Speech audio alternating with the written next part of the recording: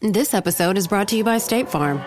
From your morning podcast to your afternoon playlist, State Farm knows you personalize your entire day, and that's why State Farm helps you personalize your insurance with the State Farm Personal Price Plan. It offers coverage options that help protect what you care about most at an affordable price just for you. Like a good neighbor, State Farm is there. Prices vary by state. Options selected by customer. Availability and eligibility may vary.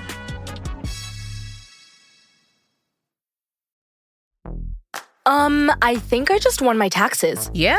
I just switched to H&R Block in about 1 minute. All I had to do was drag and drop last year's return into H&R Block, and bam, my information is automatically there. So I don't have to go digging around for all my old papers to switch? Nope.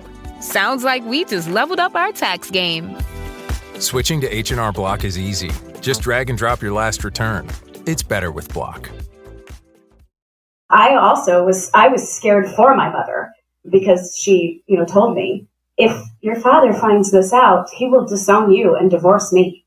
This is the reason they got married 50 years ago, was because she told him I was his child. So he married her because he was, quote, doing the right thing. Probably not the thing you want to find out after 50 years of marriage, almost at that point, that you didn't need to do that.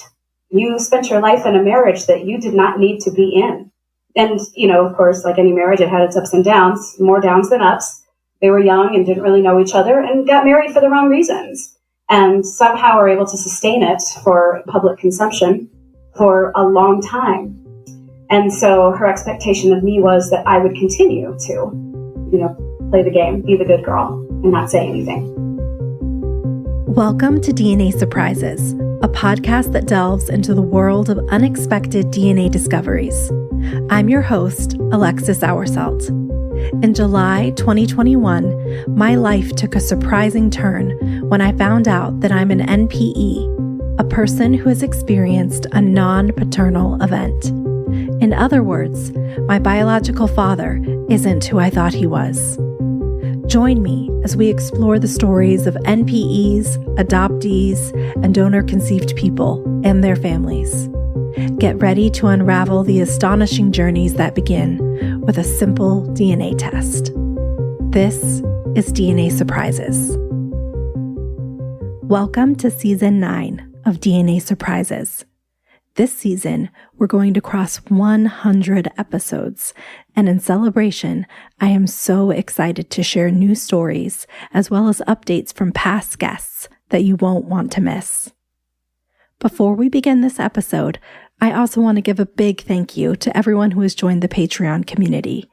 As an independent podcast, your support helps me continue producing the show.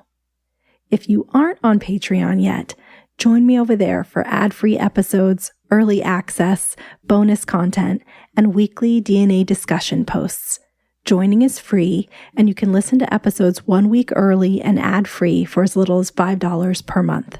Learn more at patreon.com/DNA Surprises. All right, let's begin Season 9. What never fails to surprise me is how innocently DNA Surprises begin. In this episode, we hear from Doe, and yes, that's a pseudonym, who uncovered her DNA surprise in 2021. A skillful genealogist, Doe bought a DNA test for her husband, who was curious about his family history. As it just so happened, she purchased the test during a buy one, get one free sale, so she decided to take a test herself. When she received her results, she learned that not only was her birth certificate father not her biological father, but that the story she'd always believed about her mother was false.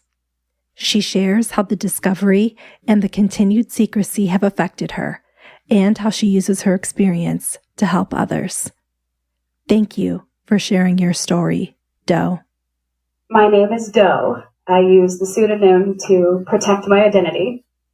I'm 53 years old, and I live in Tucson, Arizona. I was born and raised in upstate New York. Well, my surprise story goes back to 2021, when I discovered my DNA surprise, which was in August of that year. But prior to that, starting back in childhood, I am the daughter of a 17-year-old high school senior. She herself was raised by a single mother and found herself pregnant with me. She was sure she knew who my biological father was, and she notified him that she was pregnant with his child. He proceeded to leave town, and he was gone for about 2.5 years with no one hearing from him. And during that time, I lived with my teenage mother and her mother, who was about my age at the time when I was born, and they both helped together to raise me for the first 3 years of my life. The man that my mother notified was my father. He returned when I was about 2.5 years old, and from pressure from his family, they were a very Catholic family, there was pressure to do the right thing. And so he more or less said, hey, maybe we should do the right thing and get married. Very romantic. So at 20 and 22, they were married in the spring of 1973. A year later, they bought their first home in a small town in upstate where I grew up and lived my childhood, my teenage years, graduated from high school. My father and I really never had a relationship with one another. He comes from an abusive background and really had no idea how to relate to a child since no one had ever really related to him.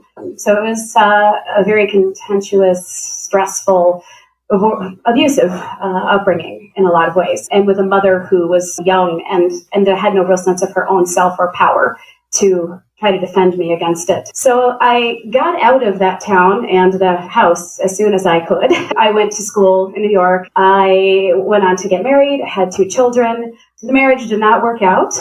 And my children and I moved from upstate New York to southern Arizona in the year 2000. I went to nursing school and re-educated myself and became an RN, working here in town since 2007.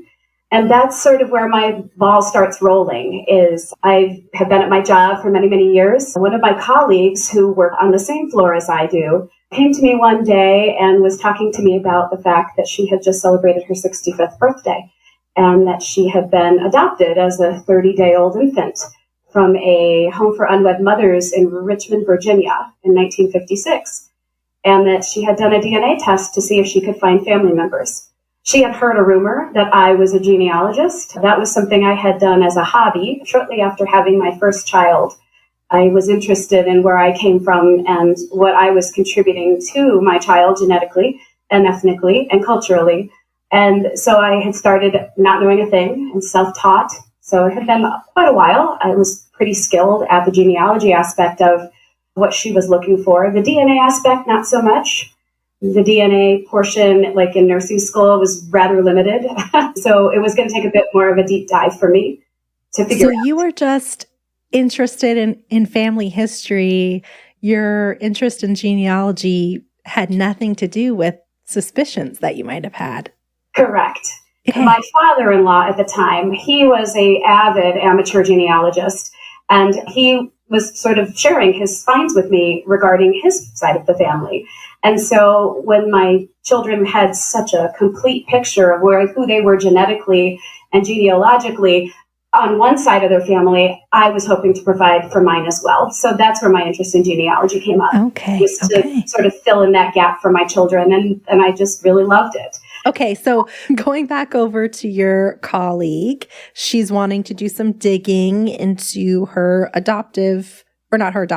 her birth parents. Correct. Okay. She'd been raised in a wonderful family with an older brother and 2 parents who she'd had just this amazing life. Her parents had passed, and she was interested in finding out where she came from, sort of that primal need to know where you come from. So I offered to help her, and I said I would do the best I could to try to help her figure it out. She had some paperwork from her adoption, which she graciously let me look through and read over. It took me about 2 weeks to figure out how DNA and genealogy go together, and using Ancestry.com, I was able to identify her parents by the end of the 2 weeks. And her father had passed away, but her mother was still living and was in Baltimore, Maryland. And I was able to provide her with her mother's address and telephone number. When I gave her the information, I said, the thing I want you to think about is that there's a lot of ethical issues that come with finding out this information. Your mother wished to be anonymous. She did not provide her name. She did not provide any breadcrumbs, which might have allowed you to figure out who she was without needing to go to sort of these, great lengths to figure it out. So just know when you're thinking about reaching out, know that you could get rejected because she's been hiding this secret for 65 years. And you're just not sure where this might lead. So she chewed on it for a little while, but she did ultimately call her mother. They spoke on the phone, and she told her who she thought she was, and her mother did verify that I was correct, that she was my colleague's biological mother. And there was a rejection there. She had gone on to marry and have 4 other children, and no one knew that she had given birth to this child in 1956 in Virginia. Okay. And she asked that it stay that way. She did not have a desire to bring her daughter into her life and introduce her. So then, of course, now my colleague and friend is dealing with the fallout from that.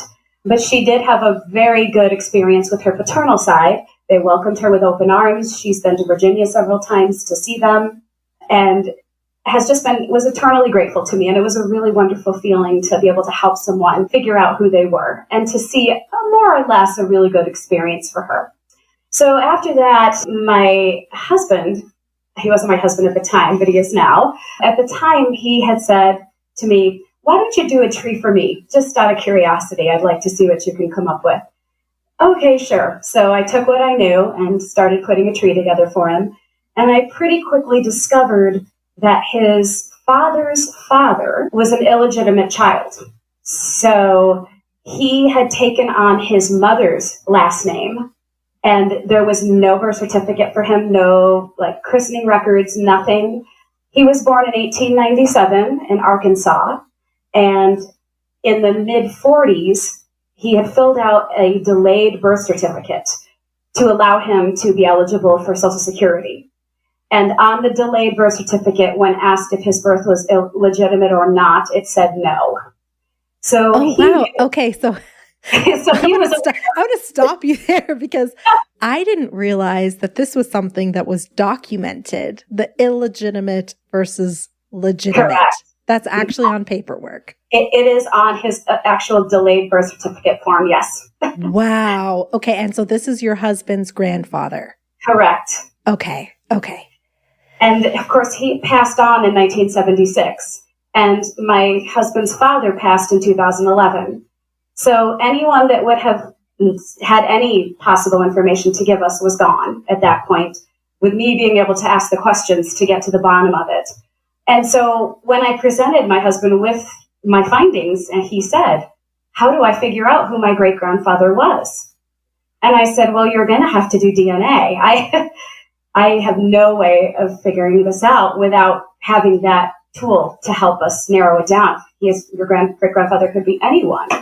He wasn't sure he wanted to do it, so he chewed on it for a while. And in May of 2021, I had seen on Ancestry that they were running a buy one, get one for the upcoming Father's Day holiday for their DNA test kits. And so I bought one, got one free, got it in the mail, and I gave it to him for Father's Day. And I said, I will do it with you for moral support if you would like to. And he said, okay, let's do it. So in June of 2021, we both split in tubes and we packaged them up and sent them off. About 4 weeks later, I get a text message that my DNA results are in. And mine actually came in ahead of his. And so I excitedly sat down to my computer. I had a couple of brick walls in my genealogy research, especially on my father's side, that I was having trouble breaking through. And other people in the family had also had trouble breaking through some of these brick walls. And so my thought here was, I'm going to get these answers. This is going to be great. I'm going to be able to bust through those walls and get some answers. So I logged into my results, and I have this extensive list of people that I've matched to. The very first person, my closest match, is a person I recognize the name right away. She's a cousin of mine through my mother. And so Ancestry.com has this option where you can choose one of your DNA matches. You can select a button called Shared Matches, and it will show you all of the matches you have in common with this person. So knowing this was a maternal match, I knew everyone I shared with this match would be my mother's family. So I noted that on all of those people. And then I went back into the program and I asked to click on my paternal side. Let me see my paternal DNA. And my question was, who the hell are all these people? Mm-hmm. I don't recognize any of these names. My closest match was a person that I had never heard of before. And so I was sort of confused, I guess. I wasn't really a surprise yet. I was more confused than anything. That must be something went wrong. That'd be weird, though, because my maternal DNA is matching correctly. And I didn't really know much about the process of how the DNA is extracted and how it's tested. And so I started doing my homework about the process of how the DNA is extracted and tested and how the matching works and all of those things, just to be able to see, is there something here that I might have fallen through a crack? This mine is incorrect. Oh, yes. The Right? infamous mental gymnastics. Yes. I concluded that 50% of my DNA was incorrect. Somehow the lab messed up. That was my trick. And isn't it interesting that that is our go-to? Because how could this be? This cannot be right. So, why in the world would my, mother tell me something that wasn't true? Yeah. So you did not recognize any of the people. You didn't recognize the name or anything like that?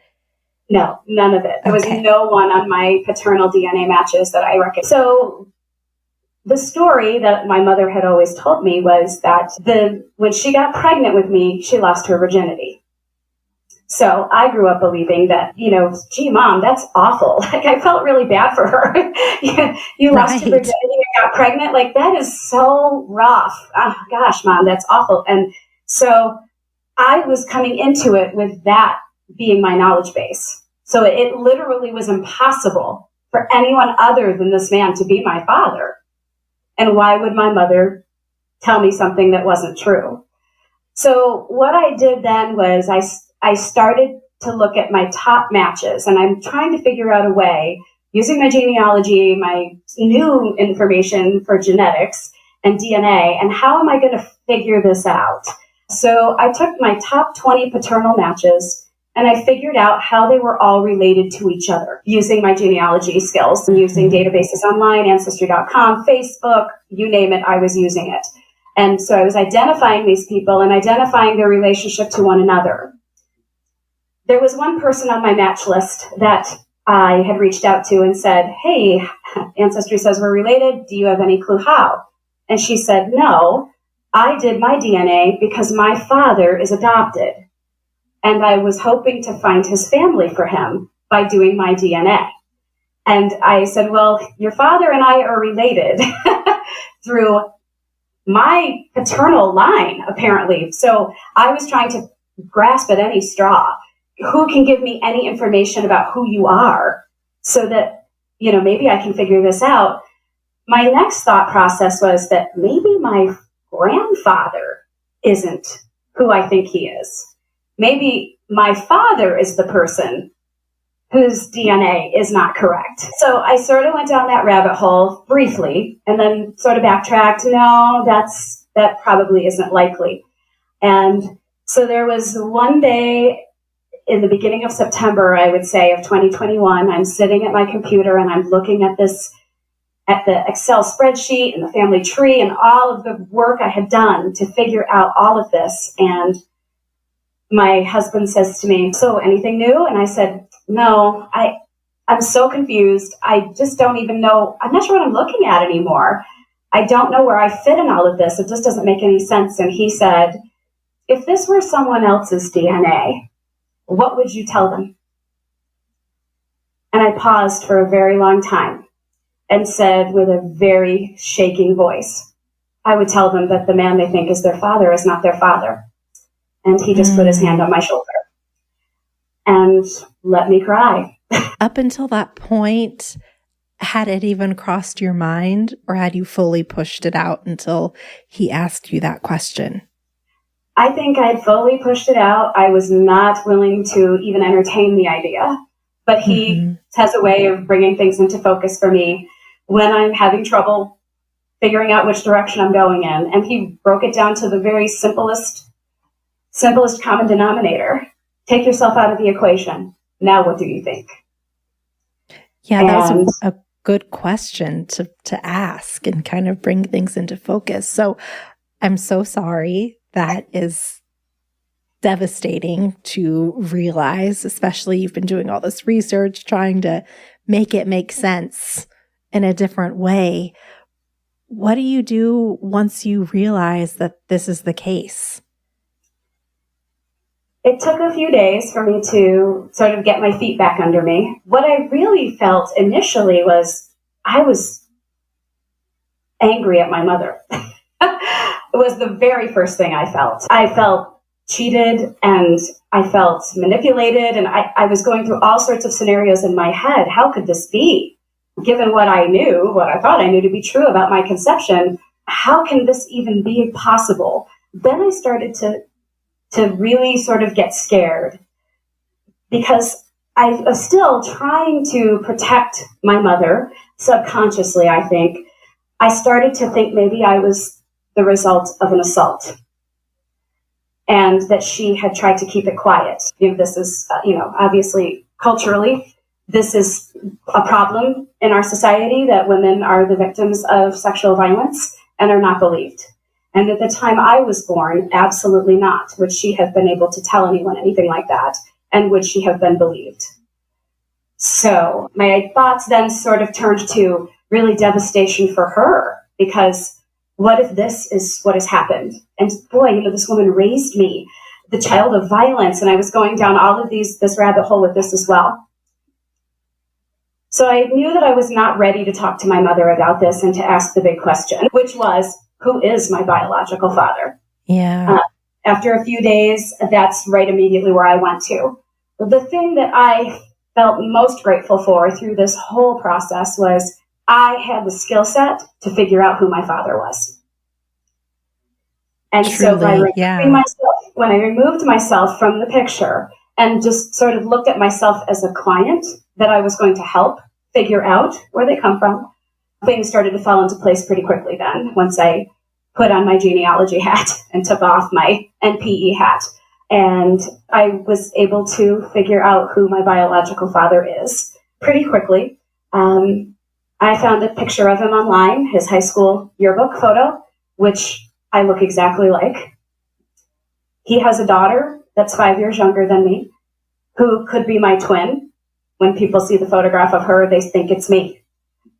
I also have a half-brother who's 11 months younger than me. And what I discovered was that my biological father was engaged to be married at the time of my conception. He is also 7 years older than my mother. She was underage at the time of my conception. And so what I knew was that I was, on his side at least, I was the product of going outside of a relationship. Then the last part of the puzzle was how. I knew who, I knew where, I knew when, I didn't know how. And I really needed to know. And it was a real struggle to try to find the words to talk to my mother about it. I was terrified she was going to disown me, that she was going to, be terrified that I had figured it out. I had found out her long-held secret, which could just blow everything up. So I took about 3 months to really sort of put it all together in my head. And I eventually ended up sending my mother a text message because I just could not find the words to tell her what I had discovered and what does all this mean. I'm trying to figure out how this happened. How did you have the patience to wait for 3 months? I hear on this podcast all the time kind of varying timelines, right? There's the people who, as soon as they open their test, they're calling their moms, wanting to know, myself included. and then there's people who have waited like a year before asking their parents anything and kind of just sitting with it. How did you find the patience to wait, especially with this detective, genetic genealogist side of you? How did you hold off and have patience? I think it had a lot to do with my fear of what it would do to my relationship with my mother. Mm-hmm. And I knew I needed to be in a place where I was going to be, I guess, okay with her severing our relationship, if that was going to happen. as a result of me confronting her with this. As I mentioned before, it was a very dysfunctional childhood that I came up through. So what I realized through this journey is I never really had a good grasp on who either one of my parents were. They were very good at hiding who they were from me as personal on the inside people. And so I really truly thought she would disown me over this, because whatever it had happened, she clearly was trying to keep this a secret. And I was about to out her. And I needed to do it in a way, hopefully, that would try to preserve something of my relationship with her. Because I really felt at that point, well, I know who my biological father is, but I don't know if he knows I exist, and now I know about him, but no relationship with him at all. The man that raised me is not my biological father, and I've never had a relationship with him. And now the relationship with my mother is on the table over this. Yeah. So I needed to put myself in a place where I was okay. I like to say I was okay being orphaned, because I felt like that's where this might be heading. And so I really needed to have a lot of internal conversation with myself about how much did I need to know the truth? Was it worth potentially losing my mother from my life over this? And after about 3 months or so of really struggling with it, I decided I needed to know. And so I composed a rather long text message, and it essentially, said, I have something I need to tell you, and I don't know how, so I'm doing it here. I prefer to do it to your face, but we don't live near one another, and it just didn't seem like anything to do over the phone either, because I wasn't sure who she might be with when I called. Would she be in a place to talk about it? So I decided this was my best option, and I sort of spelled it out for her what happened. And I randomly took a DNA test for no significant reason other than to support my husband, and this is what I discovered. And I did mention, if I am the product of assault, I want you to know I would never blame you. I would completely understand. Sort of touched on all of those aspects of what sort of I had thought maybe was my backstory. And I waited and I waited and I waited, and it was several minutes before a response, and the response came across, when can we talk? And that was it. And so it was a couple of days later when I was able to have some time, which I knew I would need a fair amount of to have this conversation, that we agreed to talk. And in that conversation, I told her the story. I laid it all out for her, everything. I told her who my biological father was, that I had figured out who he was. And she said, I'm sure you have, because you are able to do those kinds of things. So I'm sure you have. And I told her I needed to know my story. How did I come into this world? My mother was so absolutely devastated by this information. She had a nervous breakdown. She was hospitalized because my mother didn't know either. Oh my gosh. She was not hiding anything from you. Correct. My mother was not hiding. Well, she was, but she wasn't hiding the fact that she knew my paternity. That's true. Okay. Yes. So she was not being truthful about not having had sex when she got pregnant with you. Correct. But she fully believed that your birth certificate father was your father.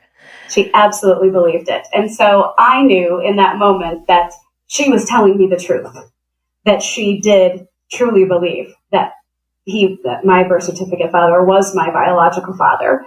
And so here we are, both in the same sort of crazy situation, but we're on totally different trajectories with it. She's now discovering the truth about a child that she carried and raised that she believed was the child of one person. So she was going through all of that sort of feeling of betrayal and feeling of almost violation, which I could understand completely, thinking you had one man's child and it turned out to be someone else's. And also, she was struggling with the idea that the truth could come out and what it would do to her life if it did. And so she told me the story of my conception. Obviously, her past was not as innocent as she had hoped that she could portray it to be. And essentially without going into too many details about it, she essentially told me that she couldn't believe she didn't get pregnant before she did with a child, that she had been going into bars and being served since she was 14 years old, and that I was the product of a drunken one-night stand that she really can't recall. This episode is brought to you by LifeLock. It's tax season, and we're all a bit tired of numbers. But here's one you need to hear. $16.5 billion. That's how much the IRS flagged for possible identity fraud last year. Now here's a good number. 100 million. That's how many data points LifeLock monitors every second. If your identity is stolen, they'll fix it. Guaranteed. Save up to 40% your first year at LifeLock.com/podcast. Terms apply. This episode is brought to you by Indeed. When your computer breaks, you don't wait for it to magically start working again. You fix the problem. So why wait to hire the people your company desperately needs? Use Indeed's sponsored jobs to hire top talent fast. And even better, you only pay for results. There's no need to wait. Speed up your hiring with a $75 sponsored job credit at Indeed.com/podcast. Terms and conditions apply. How did you feel when you learned that information? I felt like a dirty little secret that I knew immediately I was not going to be able to reach out to my biological father. I knew right away, given her response, that this was not, this was going to be something I knew she was going to ask me not to do, because tell as little people as possible. She was upset with me that I told my husband. And I said, okay. He's my husband and we live together. I cannot keep this from him. It was totally devastating. I cried every day. I was upset finding out about that, this man wasn't my father, despite the fact that we had no relationship with one another. Still, his family has a very long history of German and Irish descent. And so he and his family were very proud of their Irish descent. St. Patrick's Day was a holiday in our family. And, just all of that cultural impact. I wore a clad-out ring because I identified as an Irish American, because our family was very proud of their Irish heritage. I've been a professional singer for most of my life, and my paternal grandmother was a singer. So clearly this is where you get your musical ability from. All of the things I'd been told my whole life, this is where this comes from, you're proud to be who you are.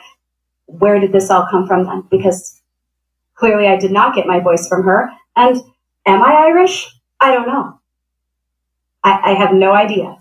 And so it was a real turning upside down of my whole life, looking at my children and thinking, he's not their grandfather. Some stranger is their grandfather.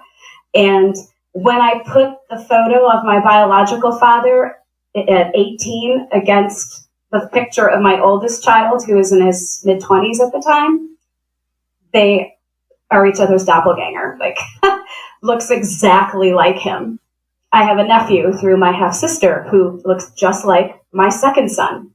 So the genes are very strong. And so looking those kids in the face and telling them, here's the thing. Who you think your grandfather is not your grandfather. And he's not my father. And this is what I'm sort of struggling with right now. And, it's interesting how people can be a step removed from a crisis or a trauma and can sort of help you bring it into perspective a little bit. Their thought was really, Mom, are you okay? How are you? This really doesn't affect us necessarily, but wow, if we were you, we'd feel devastated. Did they have a relationship with your birth certificate father, or did this change much for them in terms of, their relationship? It didn't change it.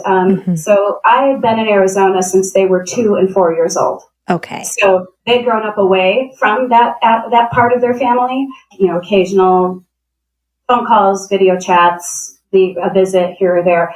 But there definitely wasn't a close relationship there with any of my family on that side because of the distance. Okay.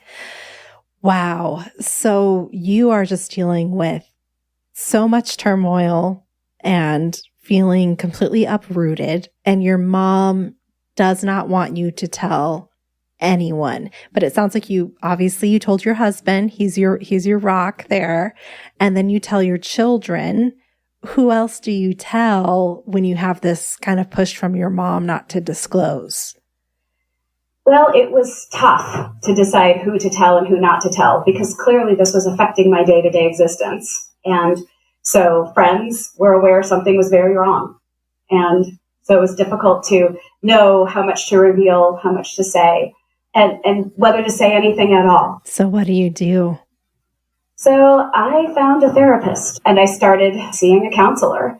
In my past, I'd always sort of, dealt with things emotionally on my own. I never really thought that I needed professional help, but boy, this was huge. And I knew I couldn't burden my husband and my children with trying to help me because they had no idea where to even begin. I had no idea where to begin. So I got a recommendation for a counselor who I started seeing weekly. This was a very interesting case for her. She'd never really heard about non-parent expected events and DNA surprises. And so it was new for her, sort of new, groundbreaking for her and her colleagues. And so they were all sort of taking an interest in my case and really and where was I coming from emotionally and mentally. And they were sort of creating a template for how to help other people like me who may present for their services. And if it was not for my therapist, I'm not sure where I would be right now. So she gave me a safe place to really talk about all of my feelings about everything, about my father and about my mother and my dysfunctional relationship with them and my childhood and my adulthood and how all of this has affected who I am as a person. And how is this now going to also impact me and my future, what I have discovered. It was a long road of self-exploration and self-discovery and of learning to forgive and to learn to accept what you cannot change. My therapist called it radical acceptance. Oh, yes. We talk about that all the time on this podcast and at the retreats. And yes, radical acceptance is how we get through, right? That's the only way. Does your father know? Does your dad know? Or have you held this secret? No, he does not know. I have a sister that I grew up with who is 6 years younger than me. She does not know. My mother has just sworn me to secrecy. And so why I have to be anonymous when I interview, because I am protecting. She's asked me to protect her. And I, for now, have decided that I will do that. So I know that therapy is helping you.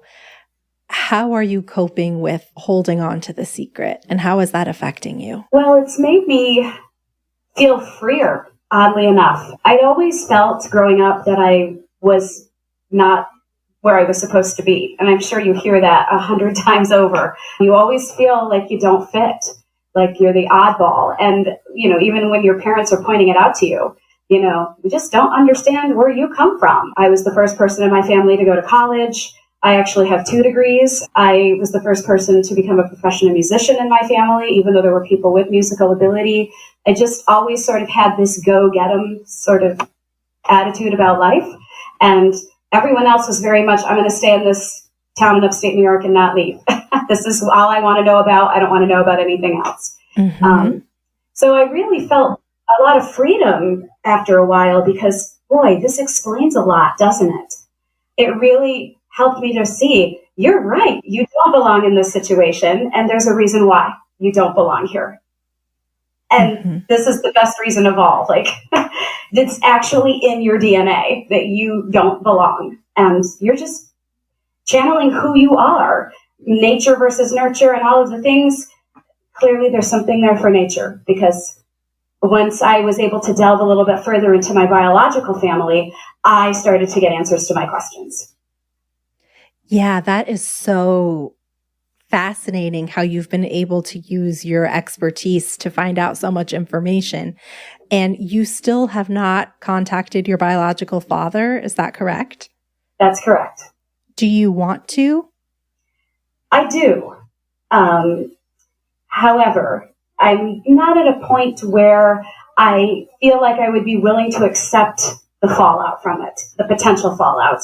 You know, you get into these situations where, you know, you're trying to keep something secret. And the more people that even have an inkling about it, it causes anxiety about potentially something getting out. And so my situation is a bit unique because I'm from a rather small area.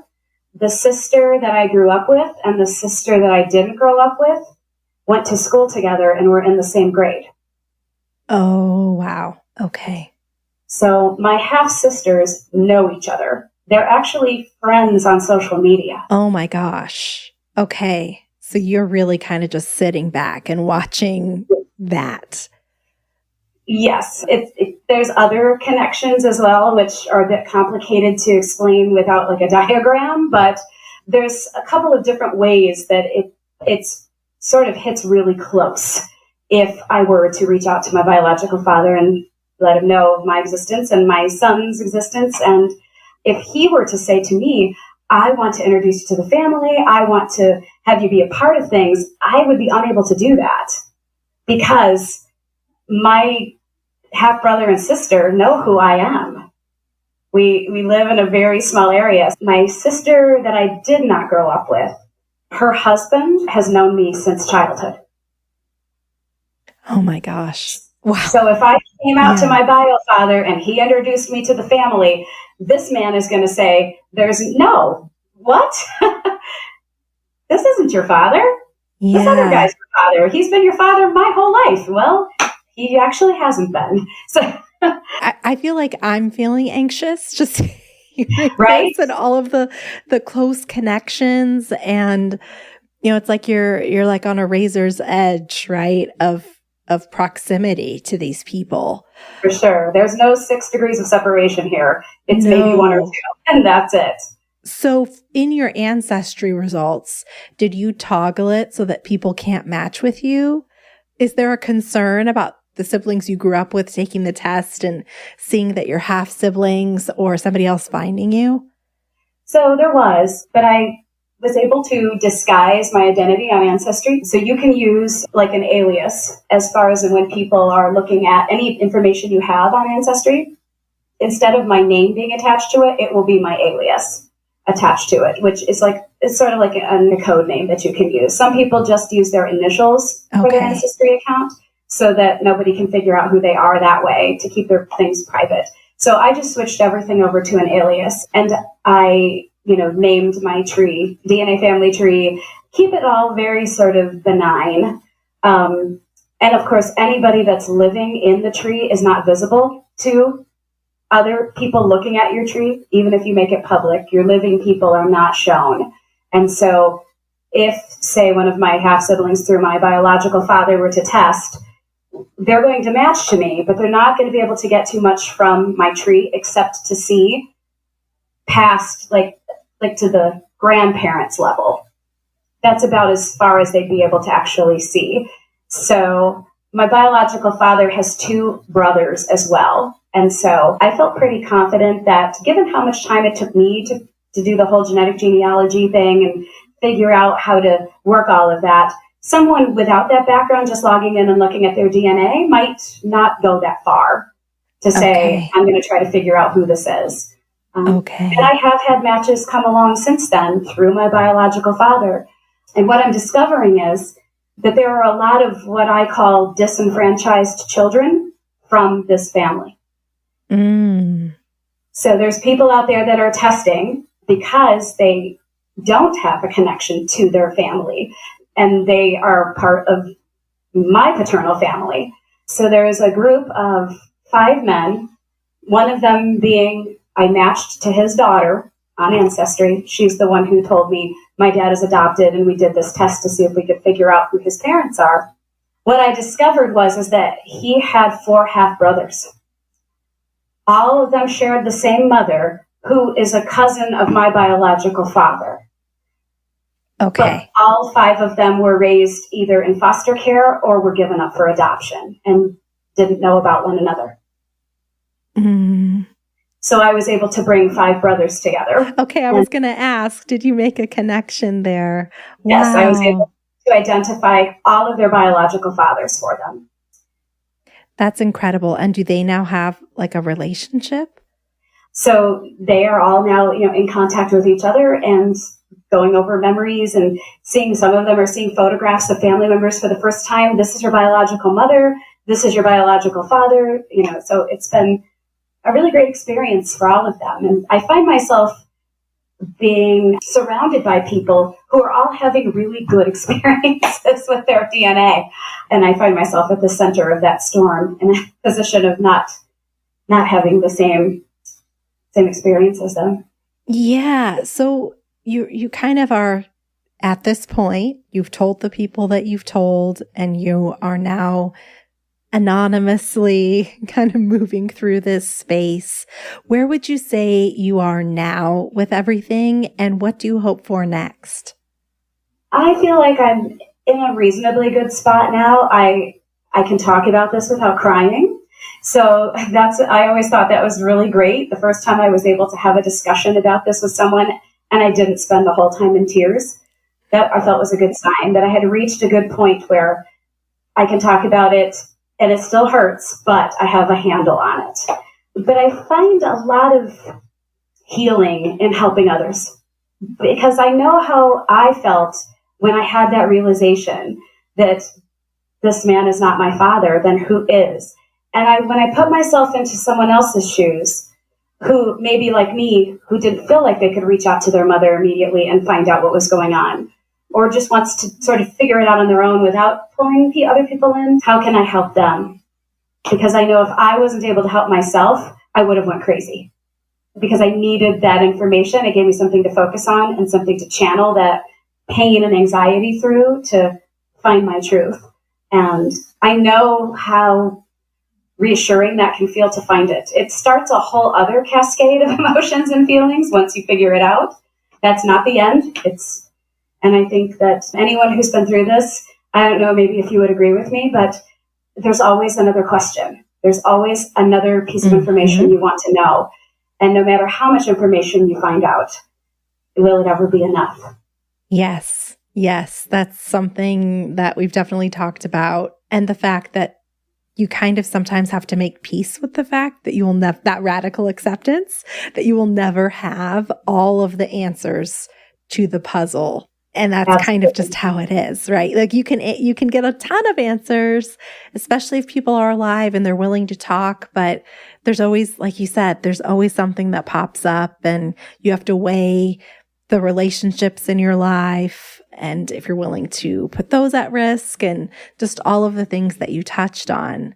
So you've really turned your experience into helping other people. Are you now seeing more of these DNA surprises and NPEs in your work? It's very interesting that working with my colleague, it got a lot of the other people at my job interested in their heritage and their genealogy and their background.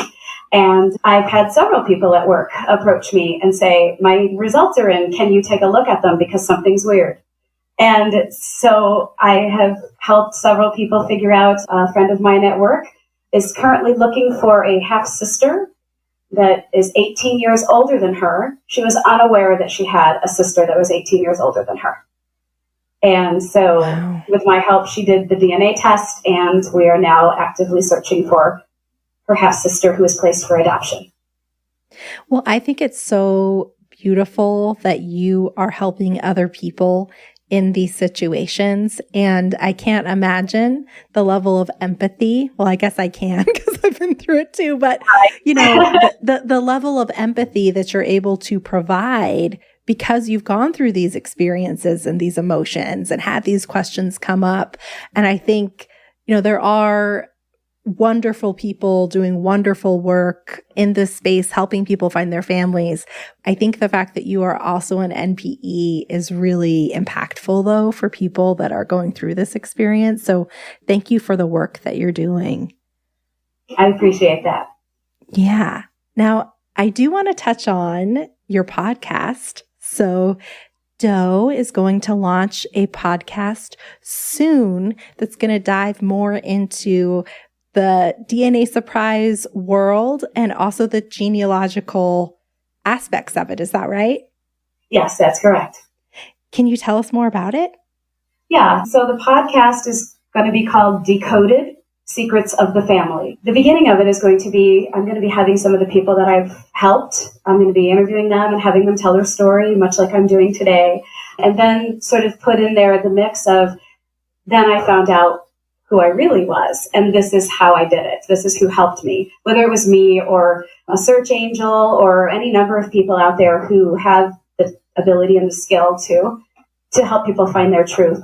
And it seems like maybe all the stories might sound the same at some point, but once I started talking about my story and listening to other people's stories, I found there's commonality, but there's also some really huge differences in people's stories. There's always a unique part to it, always the gotcha moment that maybe no one was expecting. And so my hope is that people who have had these DNA surprises and who are wanting help to look for their truth, that my podcast will help them do that. And maybe they'll pay it forward as well. Yeah, that's amazing. I think the more people with the skill set that you have, the better. I feel like that is on my bucket list, is to learn more about this. And Doe and I live in the same town, so I might just be knocking on her door and asking for some tutorials on how to walk through and do it. Well, it sounds like we could learn from each other because I have never done a podcast before. So Perfect. What advice do you have for a parent who might be keeping a DNA surprise from their child?